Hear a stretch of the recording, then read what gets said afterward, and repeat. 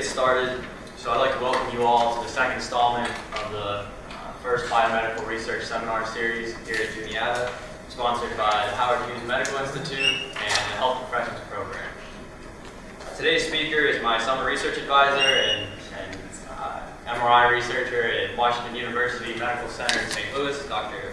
Victor Song. He's going to present his talk, Diffusion MRI, the good, the bad, and the ugly. As I said, Dr. Song is professor of radiology at Washington University Medical Center in St. Louis, where he researches a novel type of diffusion MRI that we hope to implement to diagnose and monitor MS, Alzheimer's, certain cancers, and maybe even TBI. Some of Dr. Song's honors include development of said MRI technique. He's received multiple grants from the NIH, the Department of Defense, and the National Multiple Sclerosis Society. He's also been keynote speaker at several international conferences and has served as reviewer for peer-reviewed journals. Please join me in welcoming Dr. Victor Song.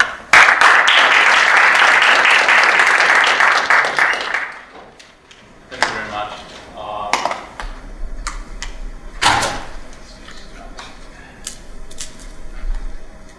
So I'm going to talk to you about this one of the imaging methods being widely used in the medical field. It's very instrumental in diagnosing brain injury. But I will start from the basic concept, and then lead to some of the animal models to see how it can be used. So this is my lab. It's a small lab, and the zone here is the one that was same in the summer mostly. And it's really very interesting to find out there will be no MRI would not for your alumni the Hans spin echo.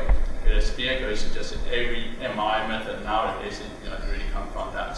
So it's really incredible. And another interesting thing here is Dr. John Russell, my first collaborator doing this diffusion MRI in the multiple sclerosis model. He's also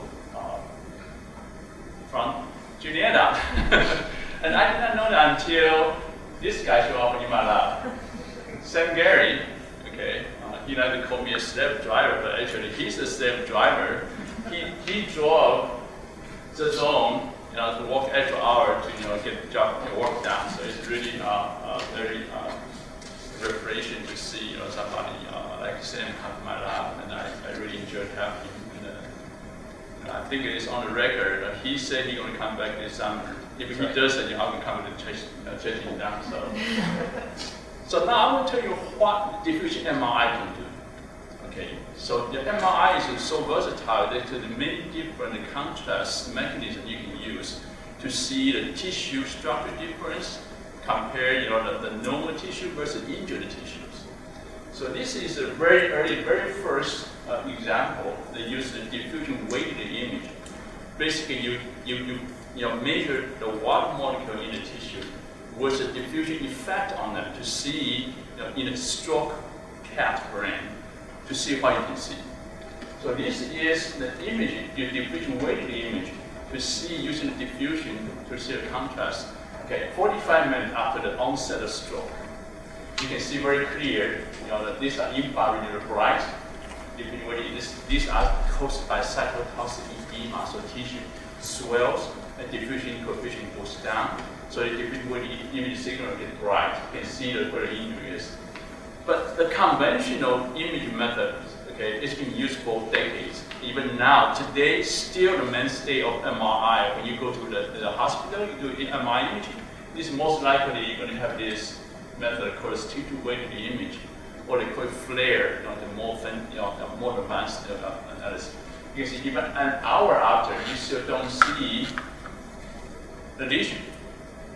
Okay, this is very interesting, right? Because you need to see where the injury is in the brain, so you can find a way to treat it. Okay, so this is applied to the human. Okay, these are the paper published in 2011. So what they say here is, diffusion weighted image signal contrast is so sensitive Okay, you could see stroke. If somebody had a stroke, you put it in MRI, you can see the contrast within a minute. Okay, so you can see that acutely, the stroke there are many different causes. Okay, the one kind if there's a blockage of the vasculature, then you can give the the drug to break open the mouth. But that has a time limit to how soon you should do it, right? So this is the paper that talked about, said, oh, if we can compare tissue-weighted image versus diffusion-weighted image, if there's a mismatch, suggests this is still early because the tissue doesn't pick up the lesion early. So these are the candidates. There could be very likely a successful treatment using the drug to open up the blood vessel again. And then these guys will be really out of luck because why? You will see that T2 and the diffusion weighted image they have really comparable to lesion detection. So this suggests that lesion here, the stroke happened much longer, maybe beyond the repair. We don't really know that yet. So this is still ongoing. And then another thing you can do here is, of course, cervical spondylotic myelopathy, CSM. This happens to people like in my age. After 50 years of age, you start having degeneration of the spine vertebral columns. So what here is the bones start crash to your spinal cord. Okay, so you have like this guy. This patient you can see here. You have the crushing, and you can see this. You start having numbing your hands and fingers, and you cannot walk well, and then allow disability to show up. And then you want to know what happened to the spinal cord. When central nervous system tissue they don't regenerate, right? So you want to see what happened. And I think here, if you do a treatment, can you predict outcome, right? The problem with the CSM patient now, there are so many of going through a surgery. The first question I ask doctors, am I going to get better? Doctor cannot tell you. They don't know what answer. So we using a diffusion MRI, you could see this here, you can see the interior over here. And there was a more advanced method of what Sam was in my lab trying to do the modeling on. Just using that new method, we would be able to look at the imagery so there you see, okay, how much the axon is lost. Right? The axon loss is an irreversible process. You lost, it's gone. So you don't need 100% axon to function normally, but there's a threshold. We don't know what threshold is. So this is what we think the diffusion MRI could help the patient.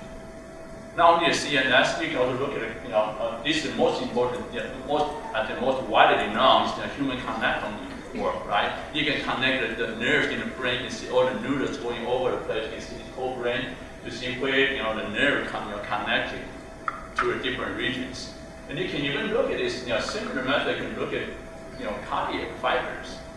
Okay, if you have the cardiac infarction or the tissue remodeling, you will see how the fiber regenerate, how they make a heart function better. So this is what you can do with the diffusion MRI. The nice thing about this is, diffusion MRI, you don't need to inject contrast agent. You look at the endogenous water molecule in the tissue. We are 90% water, so you can see a really good signal out of this. So another thing is looking at, you can look at cancer.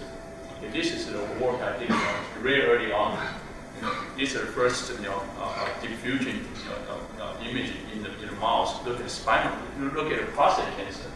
So this is the cross-section. The T2 weighted image, you can see the tumor is dark right here, and the prostate is a little bit brighter. Okay, but the contrast is not great. But look over here. You can diffusion weighted image. The normal prostate is dark, and the tumor show up as really bright. It's real nice to see where the tumor is. So in the prostate cancer, so you can see, you can do ADC measurements. So ADC is just the coefficient of the water diffusion. You can see, in cancer, prostate cancer is slow, but in a normal prostate, it's not high. But you look at T2 map, it's really no contrast between the cancer and the normal tissue. Okay, so this is why now, okay, this is another example here, another mouse. There are two small tumors. Okay, you can see very clear here during diffusion, ADC map, you can see it here. But using T2 weighted, you don't really see it. Okay. So if you look at it in a human, this is in the prostate cancer patient, you can see here, this is a tissue weighted image, and this is called the fat sac anterior, because in the prostate there is a lot of fat signal.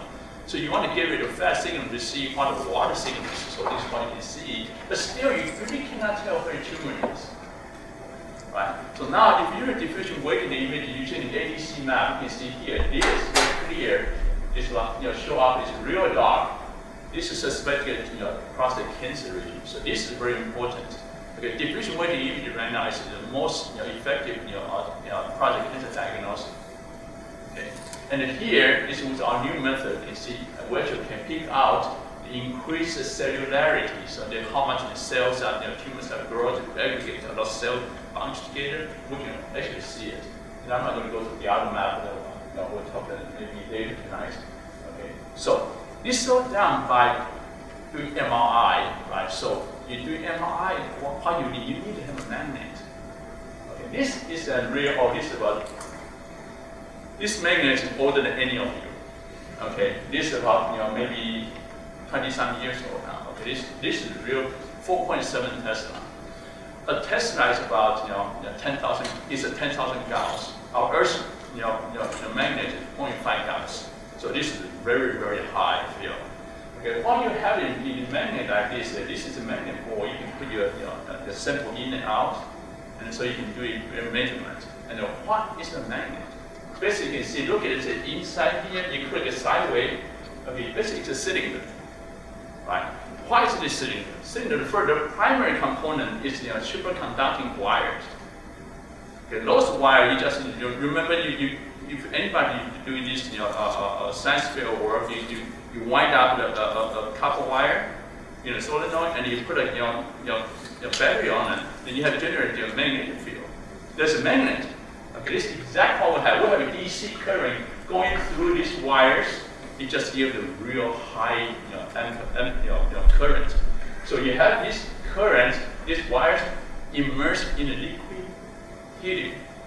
So it's 4K. So it's really low temperature. So it's there's no resistance. So we're not generating heat.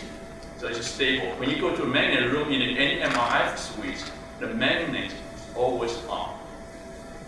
So if you have a credit card with you, you can get erased. You have any, it's a one-time I have a pen put it in my pocket. It was just a clip. It's a metal. I lean forward and this thing going just fly out. Stick to the magnet. It's very strong. So you got to be careful to go to the magnet. So what we have here, we have this wire. So you can right-hand rule, right? So you have magnetic field go this way. Okay. So this is the magnetic field. This magnet, that magnet you see, one small animal MRI system costs you between 1 million to 2 million dollars. Why is it so expensive?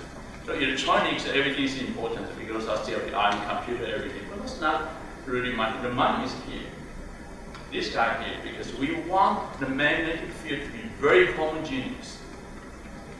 Meaning I have a sample, if I put 3 samples here, 1, 2, 3, 3 spots, either here, in line here, or I'll put them in this way, okay, they should see no difference in the frequency.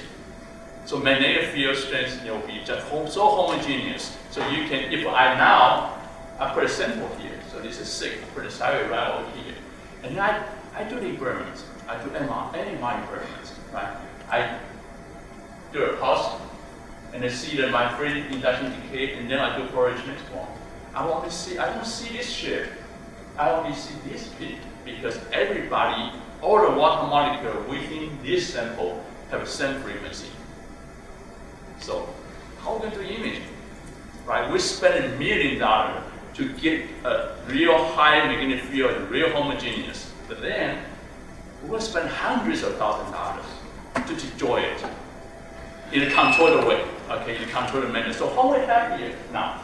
You look at this here is outside, it's out in the liquid helium, right? So basically you have like the wire in the liquid helium, and then you have a vacuum, and then you have a chamber with the liquid nitrogen, and then you have this vacuum. So that's then where our body sit in there. So there are many layers, right? So over here now, these are in the room temperature. These are really a high performance gradient coil. what we call a gradient curve. So basically, they are same widening the solenoid. Okay, now you can see this guy here. These are the same direction as our main field, right? So we have this, we can magnetic field going this direction. So you see, this is Tesla, right? This will generate the magnetic field strength in Gauss, 10 Gauss, 100 Gauss per centimeter. Okay, and these are pulse, so you can switch on and off fast. Okay, and they also generate a lot of heat, but now you don't need them in the liquid nitrogen or liquid helium. They can be air cooled or water cooled. So you have all the wires, epoxied in a foam, so you can just another tube. So you can see here, now I have this guy over here. So anything within here, you have magnetic field going in this direction, which are augment, getting higher than way in the center here. And then this pair here is opposite to the direction to our main field. So now we have a generated magnetic field against our main field. So if you consider magnetic field strength, if we imagine you have magnetic field strength and you're quoting this here, we will have a field, actually once we turn it on, we'll have a field going like this. So now, my sample in A will have a higher frequency, and my first sample is in 3. So this is how you generate your image, because now every water signal is labeled with a position. Okay, because now I put these two pairs side by side together. In reality, they are very far apart. So how you will generate, the one direction have a gradient going away. The magnetic field strength is decaying, just away from the coil. So you put this, one go this way, one go, so you can basically, you will have 0 in the 2, and then everything here is positive, negative. So you have a linear slope. You control them, so it's linear. So you know your frequency, so you know your position, and then you can do your image. So if we put our sample back in again, same experiment, right? So now we do this experiment. After we do Fourier transform, we see this. We see this shape, okay? And then this intensity of this signal over here is proportional to how many water signal you have in each position. Here and here and here. You have 3 of them. They have more water. You can see the 3 peaks here. And then in this position, you have more water signal than here, so you can see higher signal than this. So this is how we see our look at the brain. Because the gray matter and the white matter, you have different water content. Okay, and then also then we have other contrast, so you can see the brain very clear, gray, white matter, and the CSF, so you can see the, and the same applies to muscle also, everything. Like bone has less water, so you have darker in the bone compared to muscle. So this is how you see the images. So we think of one thing here. Okay, so when we talk about diffusion, one thing we need to learn is this is where the Hans finger comes from. This is very important. Okay, so when we bring, you think all the water molecule like a spinning magnet, right? They're spinning, and then you put it in the magnetic field with your precise. So you get one frequency every magnet. So, but if you put them all together, you have them line up. Once they line up, and then what you want to do, you bring. We have, the magnetic field is equal to a z direction. So to detect our signal, I'll detect it usually in x or y direction, right? So what you do, you bring your spin from z direction to x, y. Once you process in the x, y plane, then the magnetic moment movement causes current changes, so you can detect your signal. So once we bring them down, okay, we bring everything down. They're all in phase. The spin in every location, they all lined up like this. Okay, remember when we say we have our homogeneous field, so you will not change going anywhere. So they'll be all in phase. When you give them some time, you look at them, they still be in phase. But now we have this gradient. One going in this direction, one going in this direction. So what happens here is we have a higher frequency in these oranges column compared to this dark column here. So what happens here is we turn this on, we give it some time. Okay, this will go faster than the one in the center, because you see this right in the middle, there's no gradient, so this homogeneous is not going to change once you bring it down. They will not change, but this will go faster, and here we go slower, right? So you start to dephase. So if you collect a signal right now, you have lower signal because this don't give you 100% signal in the Z direction anymore, right? So how we're going to have here? So now, if then we turn on the gradient again, but now we reverse the direction. Now we have these guys now go to lower frequency, they become lower frequency, this become higher frequency. So what we're going to have? This guy now goes slower, so you're going to come back to here, and this guy go faster, will catch up, so they come here, you have an echo. This gives you your signal back. Okay, and then between these two gradients here, you can do some different manipulation to give you a different contrast. Okay, this is where diffusion comes into play. Okay, chemists knows diffusion. It's very simple. So this is one thing I did long time ago when my son was still young. This is kitchen chemistry, right? I put a glass there and I drop a food color. I took a picture, and then once I take another picture, is how fast it goes. This is diffusion effect. So actually the dye just expand, right? So what happens when you have this during your experiment of magnet? You put a spin down to the XY plane over here, and when you turn the gradient, but now the spin starts to move around, right? So let's say, okay, I'm going to just say I will have this spin and this spin. This guy will come here, this guy come here. So now you have this guy change place, right? And I have this guy switch space, okay? And I have this guy switch space. So now you will have actually now the same column of here. I have the lowest frequency here now than you initially have here. I have a higher frequency over here, and I have lower frequency here than I usually have.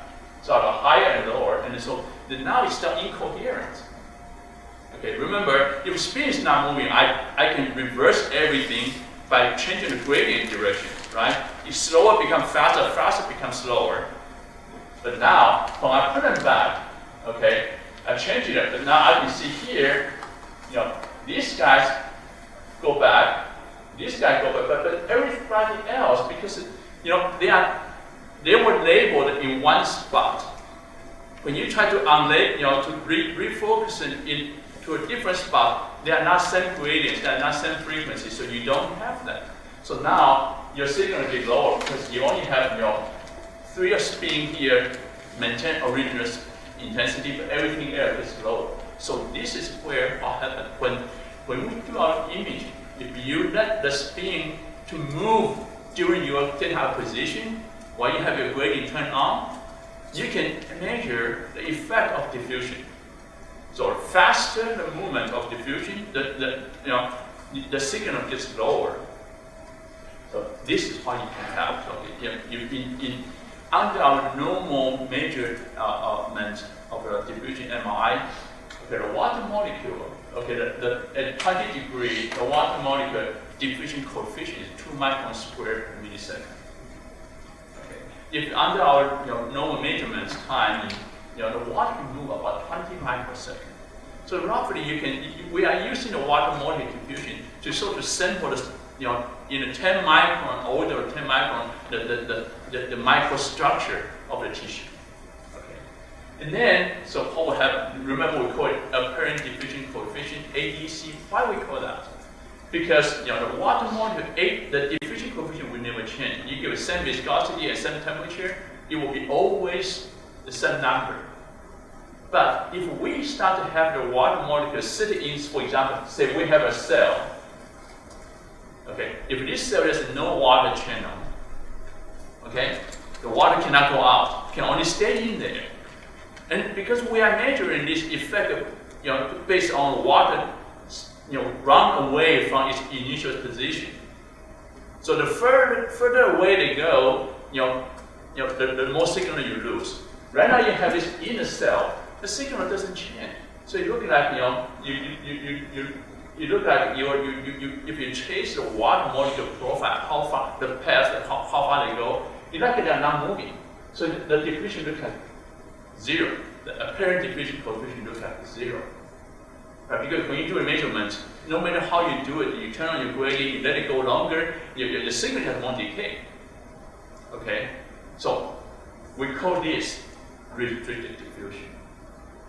meaning the water is not really get a chance to move out. Okay, and that also happens not only in the cell. For example, we all know, the nerves composed of, axons. Axons, is very narrow tube, right? It's axon, and then you wrap around by myelin sheath, and then inside the axon you have a water molecule can go up and down here. You can also go sideways, but you just neuron and axon. My understanding, they do not have water channels, so water doesn't really come out easily. They could through the channels, the ion exchange and stuff. And then you also have outside, between the axons, if water can both move up and down, and then those ones you can move sideways. So under this bundled situation, you can get the measurements, around the fibers, very close to the free diffusion. But then on the sideways, because you have all the myelin sheath and the axon, the density, they're bundled together, so they don't have another room to go straight out. The bumping robot, you walk here, you bump one, you come back, and it's just bouncing around, and then so your apparently look like that in the cell. But this now direction dependent. You can only in this direction that is great, but in this direction they are not. Okay.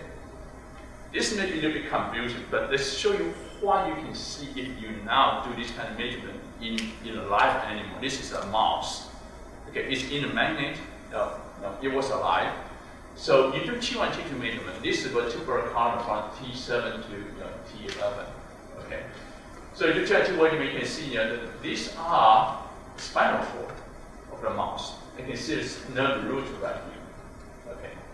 And so now we're going to do a diffusion measurement. Now, if I have my gradient turned on, so I will sensitize my signal to up and down the spinal cord column. So this way. Okay. The mouse be in the magnet way this way. Okay. So then, you do diffusion weighting, you can see this same animal. There's nothing wrong with them. Okay, now you can see all these signals disappear. On the other, you can see butterfly left. These are gray matters. And all of 5 minutes gone, the axon signal disappeared. Why? Because now we do our diffusion weighting images, so we sensitize signal up and down the spinal cord, the axon column, so the one move fast. Remember, if we turn on them, give it enough time, give it enough gradient, the signal is going to dephase because they move so fast. This is what you see. Okay. But now, what happens if we do a same experiment, but now I turn my gradient on different direction?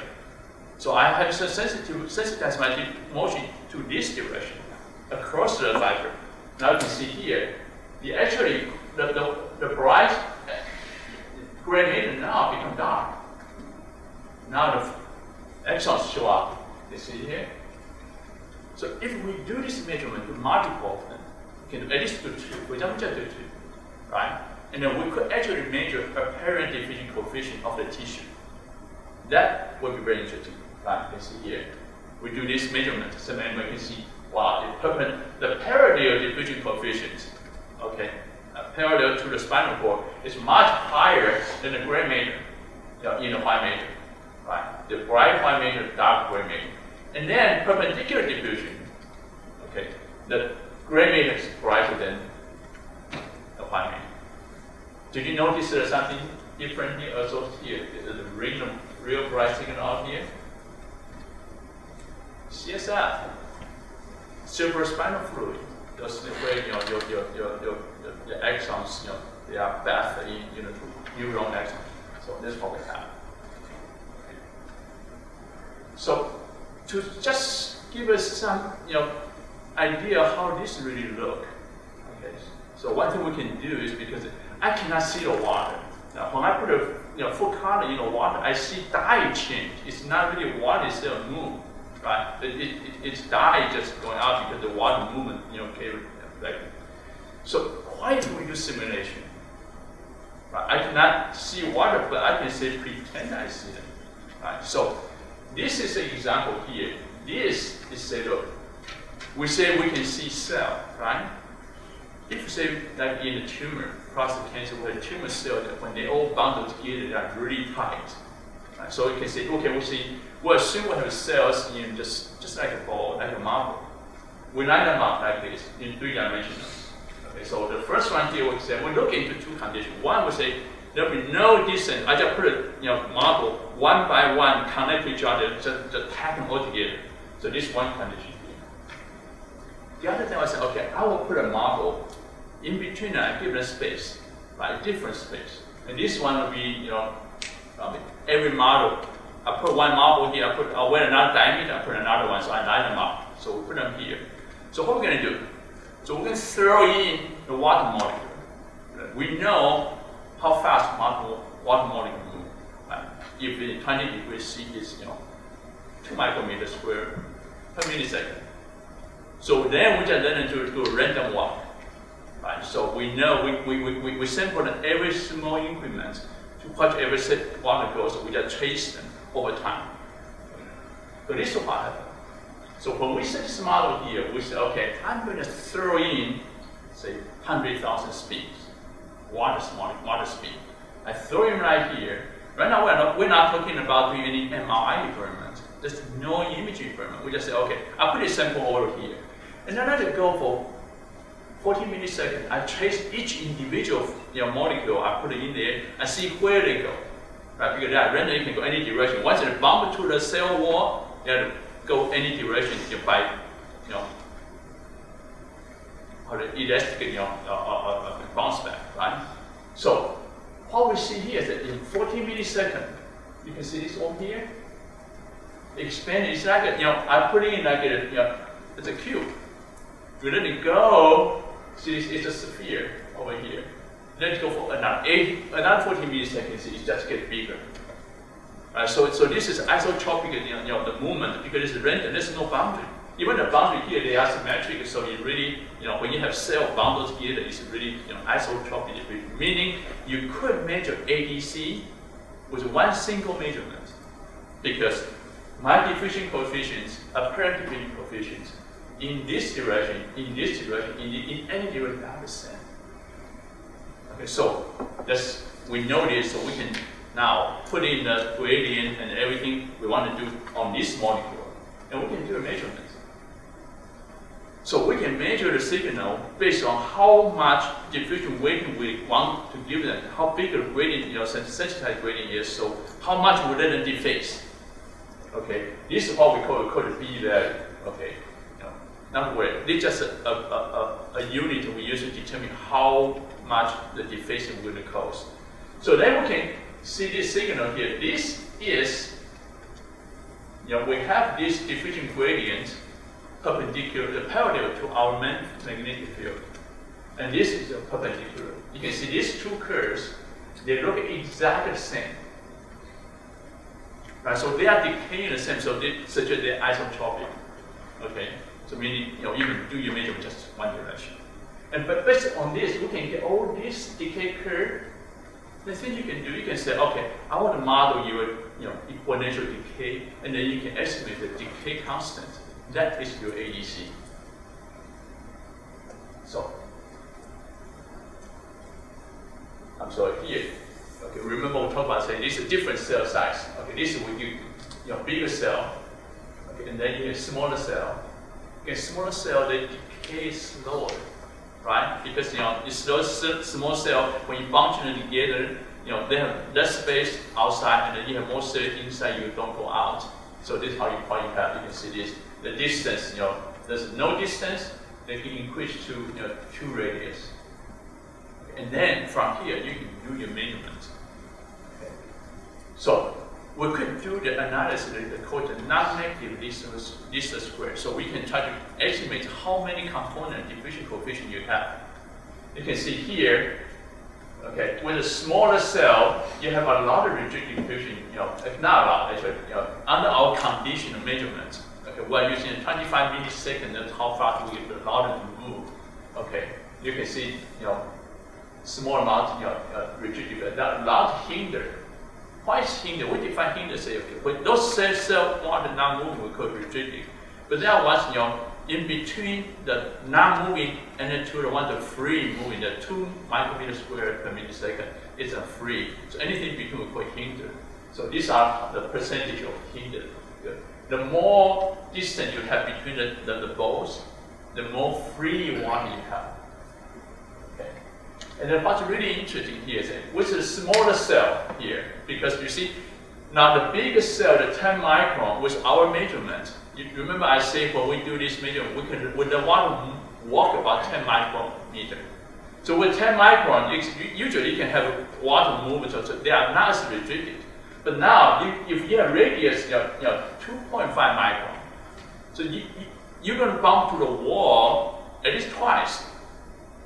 So you are more restricted here now. You can see here now you have more rigid diffusion percentage with this smaller cell. So this is very interesting. It's really using this diffusion coefficient, you can really reflect the structure, okay, the cells, and then once you increase the distance between the cell, you get more and more water outside. This is how you can do this. You can really estimate how the structure is. So now, what about exons? This we just, assuming our exons are just cylinders, we'll put them all together like this. Okay. Again, we can have the no space and the different, space separate. Okay. So again, we throw our water into this structure, time 0, you can see here again, and now 40 milliseconds and 80 milliseconds. So what you see here, remember you can see, you think about this in axon, in a nerve, the water diffusion, if you follow the water diffusion, the profile, it's like a football, right? You have more chance to go up and down. You have a less chance to go sideways.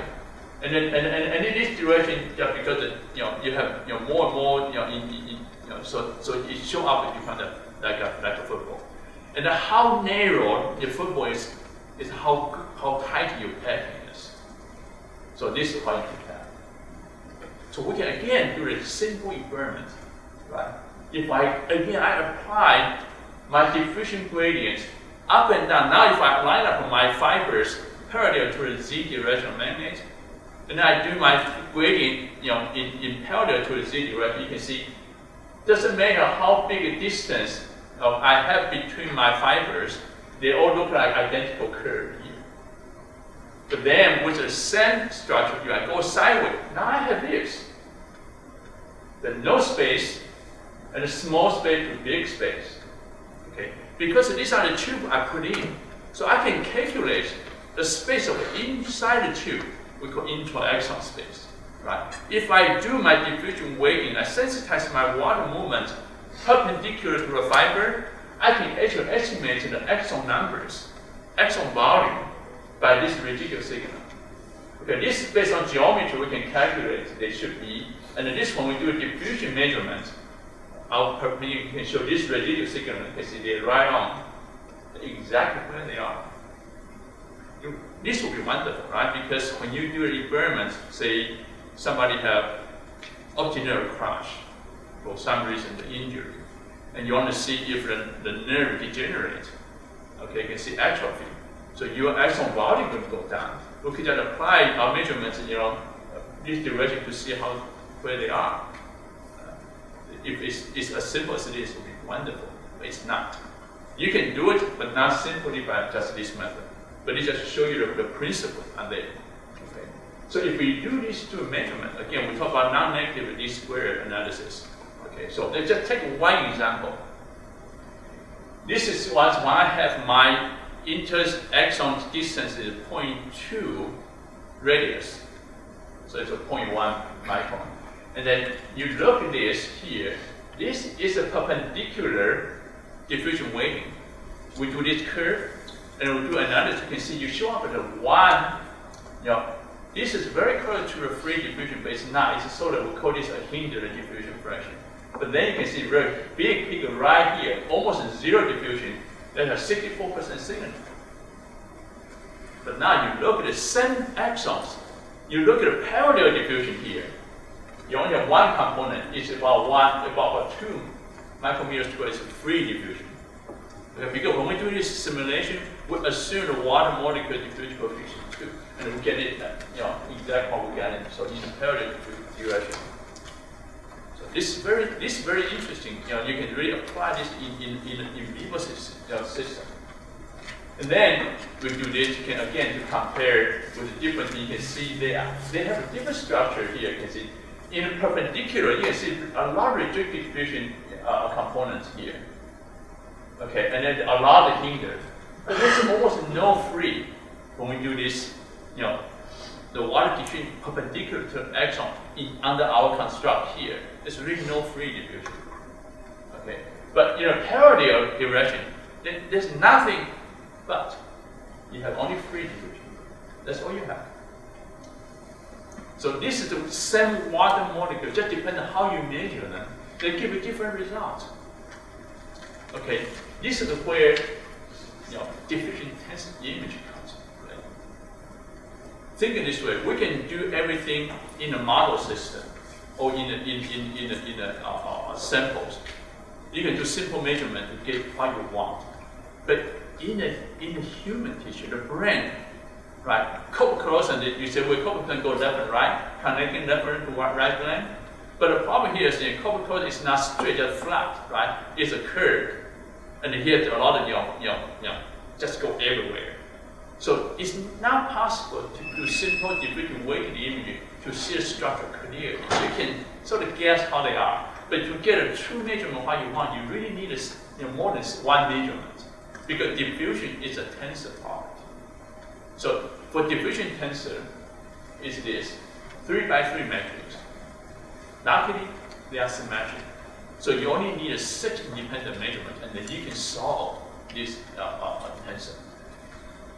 So when we do diffusion tensor, basically what we do is very simple. We do at least 6 measurements in a lab frame. We don't know how to see them, right? But after we process the diffusion tensor modeling, then we can see our results in a local frame. So now I can see the water molecule diffusion parallel to the fiber, perpendicular to the fiber, and I can see how many other, and the same direction, which way they go. So we can really see things, just not in tensor view, in vector view. That's how I can see things. I cannot see the tensor, but I can see vector. So this part diffusion tensors are about. Okay. So when we do this, okay, the one thing comes out, this tensor model. Okay. When you resolve this, you can get 3 eigenvalues. See, a diffusion measurement is a football, right? And then the football has 3 axes, where one, largest actual diffusivity is 1, and then 2 and 3. So lambda 1 greater than lambda 2 greater than lambda 3. It's just a mathematical definition like this. And then so we define it this way. We say, okay, we're going to call this parallel diffusion called actual diffusivity. It's lambda 1, the largest one. It's along the fiber. And then we put a 2 and 3 together because it's difficult to determine, the origin sideways. 2 and 3, the direction is really poorly determined. So quite bad. We put them together, assuming they are, cylindrical symmetry, right? So we can get radial diffusion, average. And then the most commonly used, metrics using diffusion MRI in the clinical setting is ADC. Okay. A very difficult thing. What's ADC? ADC is these 3, the average of the 3. So in a stroke, okay, situation, the patient comes in, have stroke, you take MRI, you will see ADC will go down very low. Okay. And then it's called fractional anisotropy. This is important here. It's basically you have these 3 eigenvalues. You just take the standard deviation of these 3 eigenvalues. And then you normalize to a tensor magnitude. So you can compare between lab to lab and measurement to measurement. What this means, it's a general rule of thumb is if you have a high anisotropy, meaning your fiber, the axons, the nerves, they are less likely to be injured. Okay. If you say anything happens, for example, if you say you have inflammation, right? And you have a cell infiltration, you come in here, you have water sample going this way, but now you have a lot of marble along the way, the outside of fiber, and then the water go up and down, the bump into the fiber, the cell, it will go bounce back, so it doesn't move as far up, and then you have actual diffusion going to go down.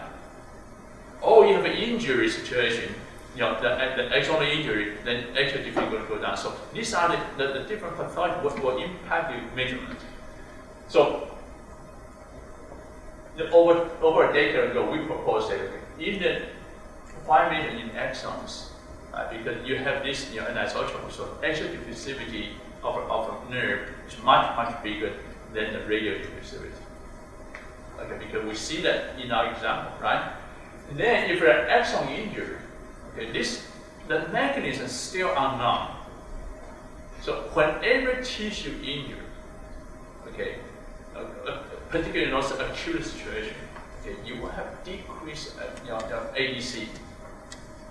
Okay, so in the axons, at the time I proposed, I said, look, if you have this in all the tissue, then in axon you should have the same thing. But then, where do you want to look at them? You want to look at axial diffusion. Because axial diffusion is so freely up and down. So if you have axon injury, you should see axial diffusion go down. Okay, and then if there's myelin injury, remember we have myelin, there's really no free water going sideways. The diffusion is not free going sideways, right? So if you have now, initially I have my axon bundle like this. If I demyelination happens, I have more space between them. Only need a tiny bit. The water can go through. Water is so small, right? You can go through them. Yeah. So if there's a myelin injury, then your radio diffusion can go up. That's why I propose. And this has been true for many, many years, looking at many different animal models, even in the human, for example, MS, patient with one vision. Okay. So let me show you one example that you can really see how actual radio diffusion changes, with the axon injury and the myelin injury. Okay. This is a transient retinal ischemia model. Okay. So what happened here? This is sort of not true glaucoma model. We know glaucoma. The reason for glaucoma to happen is because the eye pressure goes up, okay, and then you crash, you press your vasculature, so retina doesn't get enough the blood flow, and then you have ischemic conditions. Right? So this is a dramatic version. Okay, you put a needle and then get a with a saline to cause this ischemia. So what happens here is when you have ischemia in the retina, the one thing here is you're going to cause Wallerian degeneration. Right? Cell body died, the axon follows. Right? So you have injury, the injury is going to propagate along fiber direction. So we hope to see here, injury here, so you will see this axon, the optic nerve injury, and you go up to the optic tract will also injure, because this basically you have the ganglion cell in retina. The axon coming from it go all the way to the back to the optic tract. This is single axon. Okay. So what we do here is we have a one eye retina ischemic, so then the nerve will be injured, right here in the optic nerve. But mouse and human are different, right? In human, you have an optic nerve, your retina, your ganglion cell and axon coming through, and then you split up the chiasm, to 50-50 to left and right. So in mice, almost 90-95% go to contralateral side. So now I have an injury in one eye on mouse, then the optic nerve will be injured here, but optic tract will be injured on the other side. Okay, so you can see how the Wallerian degeneration happens. So here is the optic nerve, it's axial diffusivity. This is control side, the contralateral side, and then this is the injury side. You can see at 3 days, you have significant decrease in axial diffusivity. And then you can see you can flash here. But then you look at optic tract, it's the other side, it's almost identical curve. You can see here, so the Wallerian degeneration happens, axon injury occurs real fast, the entire nerve goes through. Okay? And the myelin injury doesn't happen in 3 days.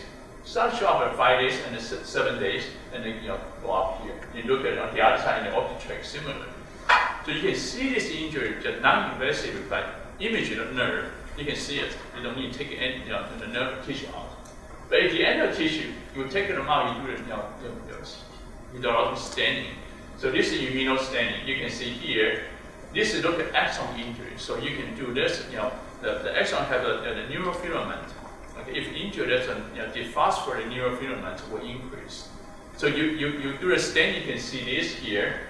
Okay, this is 3-day and 14-day. They are all high. Okay, you can see here. Okay, these are control. These are injured. So they are really considered injury, causing an increase. And then demyelination, you can see, the more myelin staining, okay, you can see here, this injury have less staining, and then the injury have higher radio diffusion. Okay. So this is just to show you, you really can do some kind of in vivo pathology of the central nervous system using this method. Okay, this is DTI. Okay, and I think my time's about up, right? So I will stop here.